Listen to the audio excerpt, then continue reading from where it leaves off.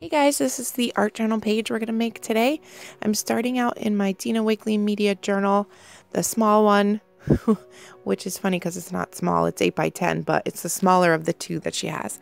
And I have a Viva Las Vegas stamp of a color wheel, and I'm using my Scribble sticks to stamp with. So I'm spraying the stamp with 1 or 2 sprays of water, just enough so that the stamp is wet and it can activate the Scribble sticks, but not wet enough that it's like drippy and the colors run into each other.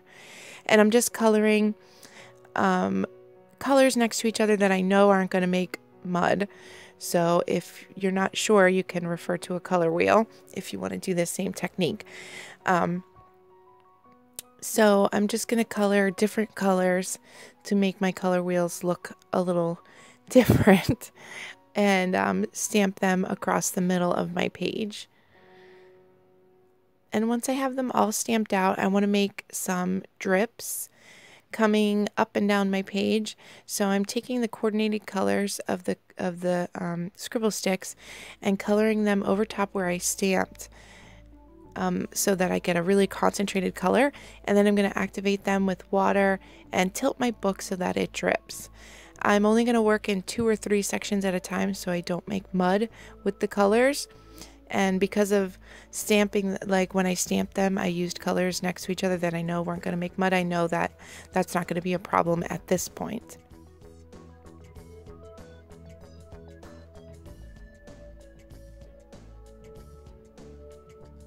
This is one of my favorite techniques for using the Scribble stick stamping with. I love the watercolory look that you can get with them. And through the magic of video, you can see how quickly I got this page done. Just kidding. It sped up quite a bit, but I wanted you to see I'm doing a couple sections at a time, then drying them and moving along, just to minimize the risk of making mud, like I said.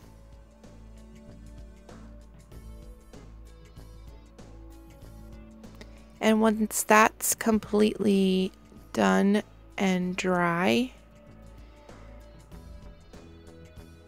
oh, I thought we were done. Nope, we're not done yet.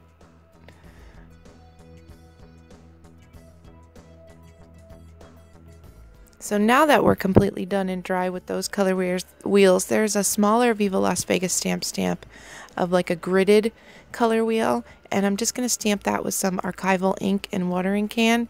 It's a nice subtle gray color, and I'm just going to stamp that around the middle of my page also. This is another Viva Las Vegas stamp, paintbrushes in jar, I think it's called, and this is a cat cur paintbrush, and the handle says Magic Maker. And this is a handout that Dina Wakley and Ranger put out, all about color theory and her colors that go together, and it's got a color wheel in it, and I'll put the link down below to where you can download this for yourself. But I downloaded mine and I'm looking at it, and I thought I can use this as like a collage element on my page. So I have a circle die, and I'm gonna die cut a circle out of the color wheel so that I can put my paint brushes on top of it.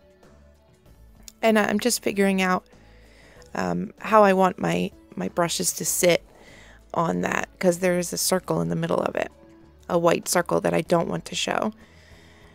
And then I also had little circle dies that I cut out of the rest of the color wheel that I didn't cut out with the big circle. And I'm just going to put those around my page.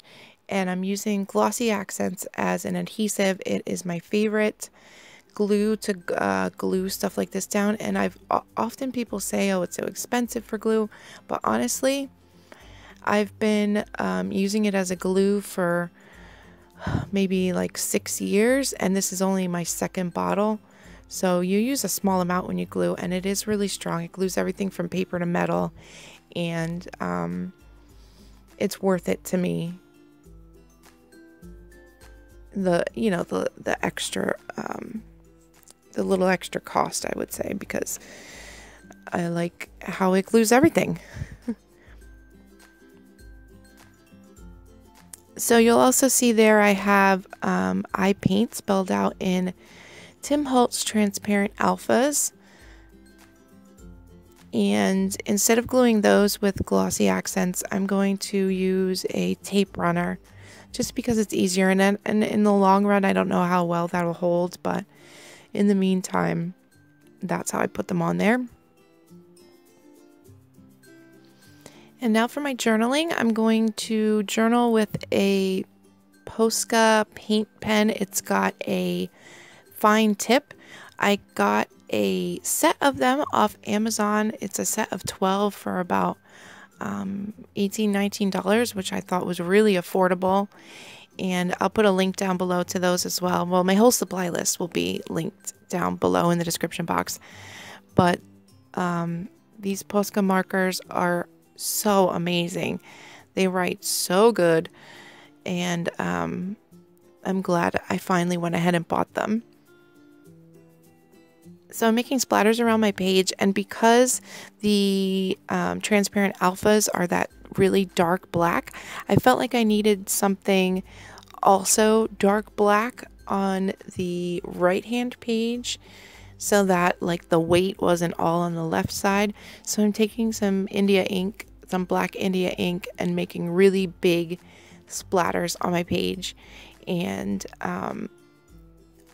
using a paintbrush to kind of make my own splatters so that I can be sure they're going to go where I want them to go. And that finishes my page.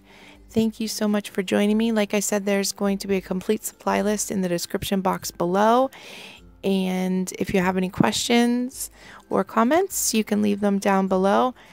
And yeah, thank you so much for watching. Oh, after I was turned off the camera, I also did some doodling with a white Jelly Roll pen, some little circles and dots around.